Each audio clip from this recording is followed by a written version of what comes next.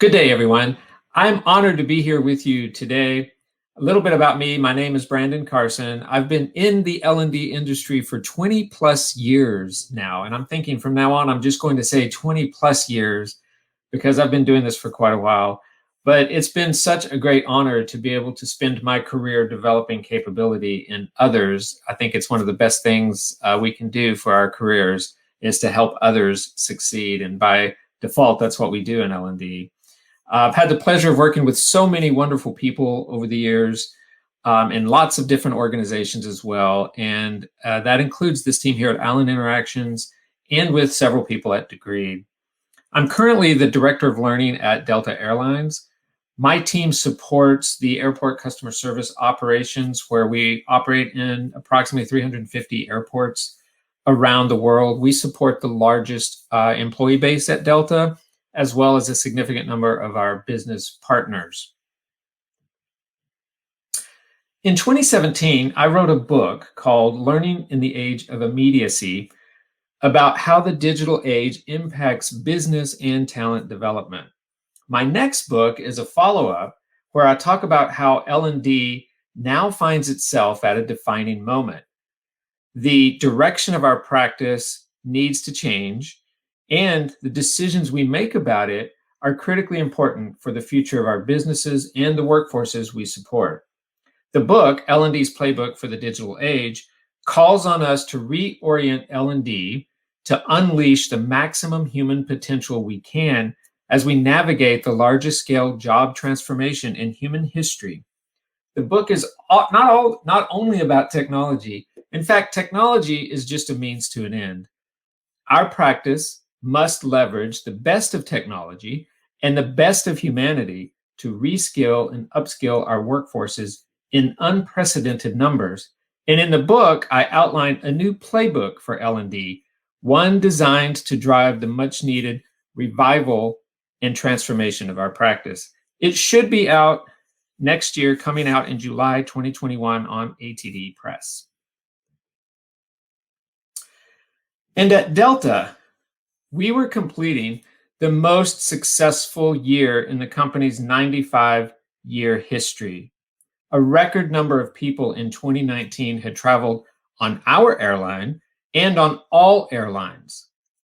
In one day in 2019, we moved 705,000 people around the earth in a 24-hour period. It was our busiest travel day on record. Our CEO was preparing his keynote for CES, the Consumer Electronics Show in Las Vegas. He had a lot to share about how we were working to transform the world of travel. In fact, we became the first major airline to keynote and exhibit at the CES show in Las Vegas. Ed talked about technology innovations that are transforming the future of travel, including an overhaul of our Fly Delta app, the introduction of what we called parallel reality display screens, new in-flight entertainment options, full-body wearable exoskeletons for our workforce, and the integration of artificial intelligence into our systems to further improve the customer experience. We transformed our consumer Fly Delta app into a more comprehensive digital concierge experience to streamline the day of travel experience, including a partnership with Lyft. We piloted the first ever parallel reality experience, which allows several customers to see personalized information on a single display screen in the airports and in their preferred language as well. We created the world's first wireless entertainment system, and the integration of artificial intelligence into our platforms were to ensure even more operational reliability by constantly analyzing millions of data points to help our operation further minimize travel disruptions. So as you can see, we were working really hard to transform the travel experience. Now, frequently, I speak at learning industry conferences and gatherings. And in a lot of my presentations, I discuss the impact that globalization and migration is having on the digital age and on learning and development organizations, as well as our businesses. I often talk about China and its amazingly dramatic urbanization trend. The population of its cities has quintupled over the last 40 years and now totals over 800 million people. In just 10 years, by 2030, 1 in 5 city dwellers on Earth will be Chinese. China is building over 19 megacities in clusters, which account for 9/10 of all of their economic activity. They're already well on the way with 3 clusters. The first one that China's building is the Hong Kong cluster with over 60 million people in it. And then there's the Shanghai cluster with over 152 million people, and the Beijing cluster with over 112 million people. And in February of 2020, I was presenting at a learning conference in Las Vegas to a crowded room full of people. Remember crowded rooms and in-person conferences? So that morning, February 7th, I downloaded some information from Johns Hopkins about the novel coronavirus that was rapidly spreading in China. I wanted to get more information about this virus and discuss the impact viral outbreaks have on population clusters like the ones I just talked about, such as the coronavirus, which was emanating from Wuhan, from that cluster in China, and how it was rapidly spreading across all of China's clusters. Little did I know, or hardly any of us at that point, how quickly the virus would continue to ravage the world and impact all of humanity.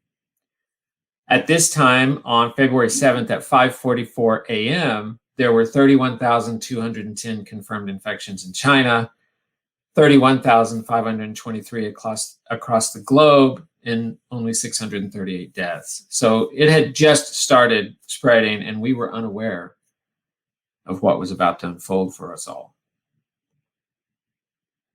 As the pandemic marched across the world, we at Delta quickly began to understand the tsunami that was engulfing us. In 30 days from that presentation I conducted in Vegas to mid-March, the whole world began lockdown and 97% of our business just disappeared. The pandemic almost overnight created a massive change in how we live and work. There are a host of challenges that a global pandemic brings to humanity. None of us alive have experienced one. There was really no playbook for this. And for airlines, it's even more challenging because as the world shuts down, so does a large part of our operation. And this is where leadership matters. The leadership bench you have is critical when normal operations are interrupted. As we've all learned since March, the companies that were able to survive have a few things in common. A people-first mentality, a focus on employee and customer safety, and a higher purpose than just profit. At the end of the day, it's all about the people. Are your leaders focused on taking care of their people, making sure they are supported? One thing became quickly evident for us at Delta as the pandemic unfolded. We needed to ensure our people's safety first. Our leaders immediately began hosting town hall discussions multiple times a week to update us all on what was happening, what decisions they were making, and how it was affecting the company, as well as our customers. They quickly put into place programs that enabled employees to ensure we could be as safe as possible as everything about this pandemic and the virus unfolded and we began learning more about it. You must take care of your people, and you must be authentic and transparent as possible. Trust is of the utmost importance in times of crisis. And leaders should always focus on the employee experience, but even more in times of uncertainty. At the same time, our CEO was telling us we were going to have to put the airline to rest for a while.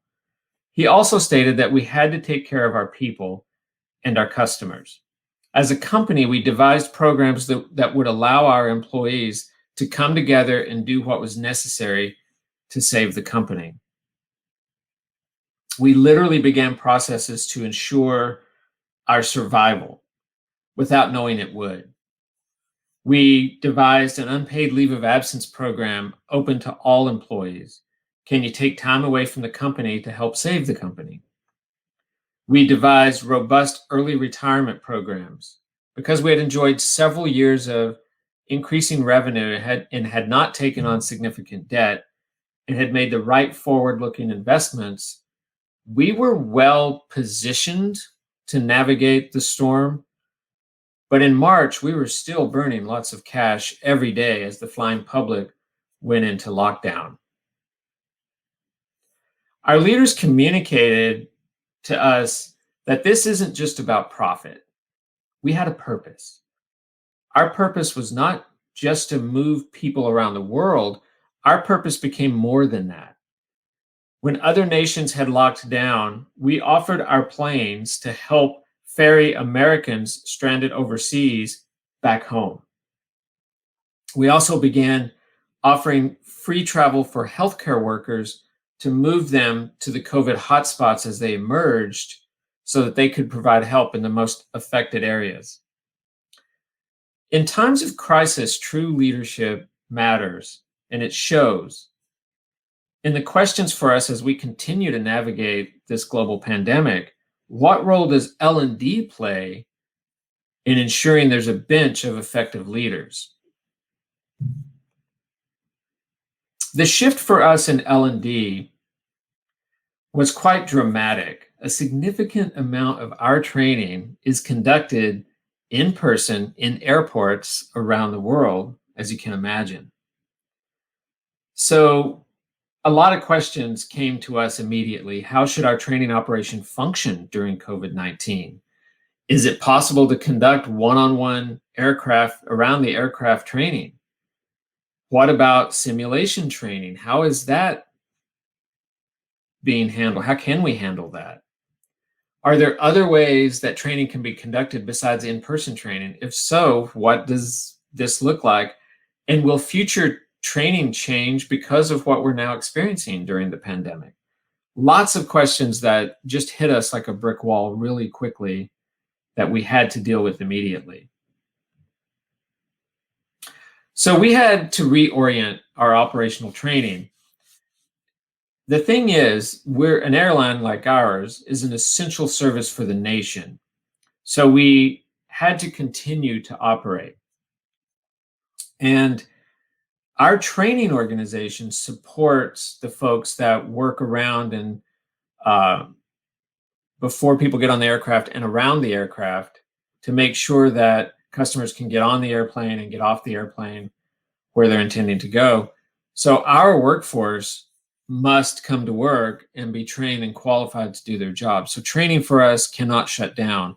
We immediately went into business continuity mode to support the operation in its continuing effectiveness to be able to actually ferry people where they need to go. So when you factor in the impact that this pandemic started having on us, like I said, that was immediate. We had to quickly reorient. So we had this pre-pandemic training operation, and then of course we had to pivot almost everything we did during the pandemic. So again, since the majority of our qualification training, which that means qualifying people in the roles that they take on in the job to do what they do, several of those roles are qualified. And by qualified, meaning they are trained and assessed on their ability to do the role, but also every time they come to work and log in, the system checks and makes sure that their qualification is current. If their qualification isn't current, they can't access the systems to do their job. So it is vitally important that our LMS has up-to-date qualification records for all the folks coming in to do their job. And as we qualify people who are moving into roles that they haven't performed before, we needed to be able to conduct that qualification, which we normally do in the airport, a lot of times around live working aircraft.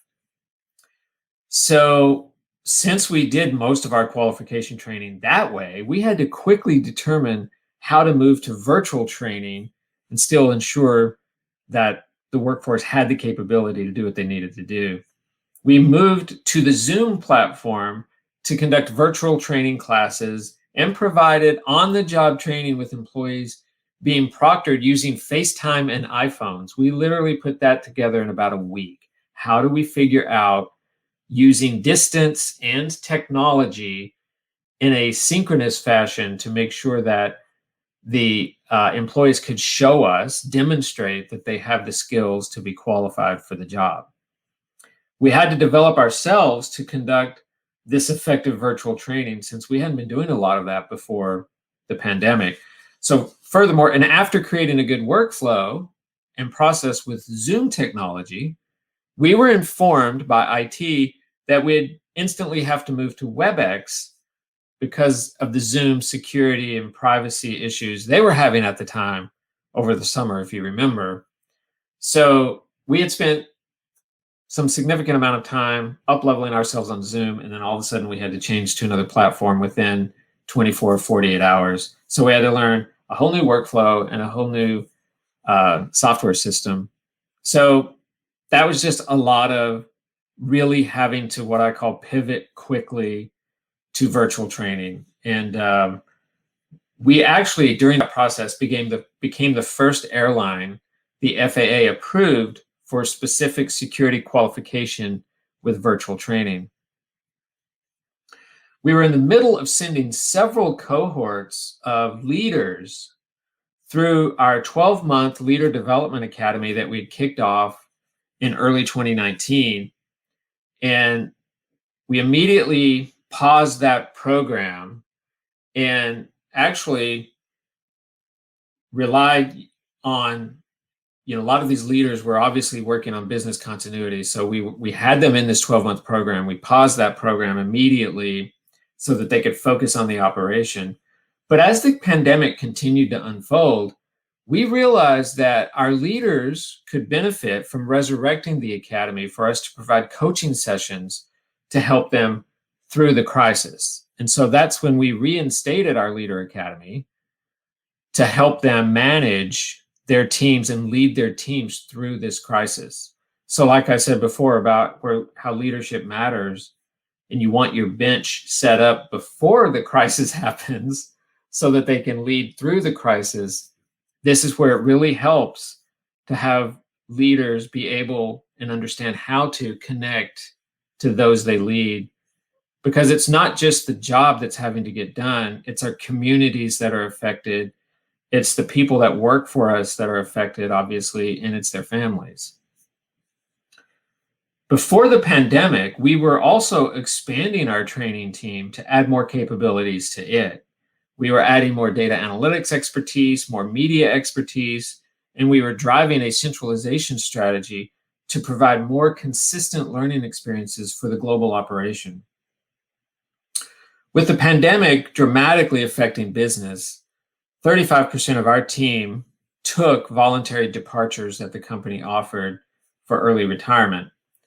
Based on the team shrinking, we had to reprioritize and focus on safety and the new clean standards that Delta was creating for travel. And based on that, we paused some of these new roles coming on so we could just focus on the basics of the operation. In many ways, we were becoming a new airline, as well as considering what the other side of this is going to be like.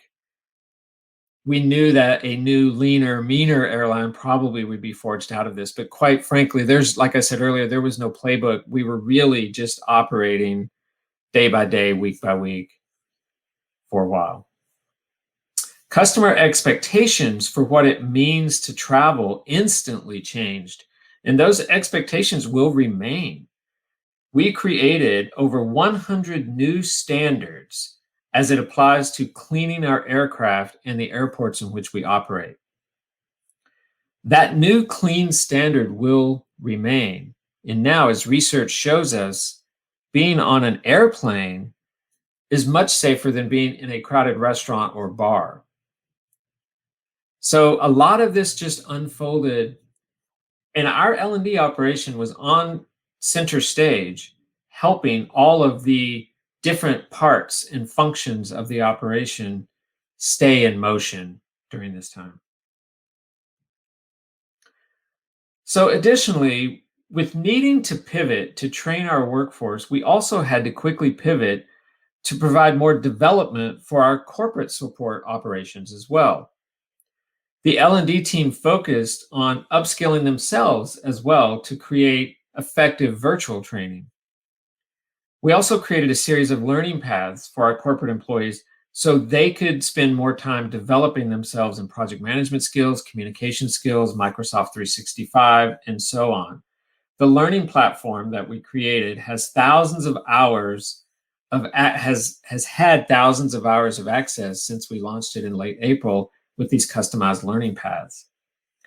We've had over 18,000 employees depart the company since March through our early departure programs, but we've not furloughed anyone. We've been able to optimize our processes, provide worker mobility internally, and prioritize resources to ensure we are a leaner airline able to survive a global pandemic. Travel will come back, and we are committed to providing a safe travel experience for our customers, and we are committed to our workforce, providing them the development opportunities they need to ensure our business not only survives this pandemic, but leads through it and shapes the future of post-pandemic travel.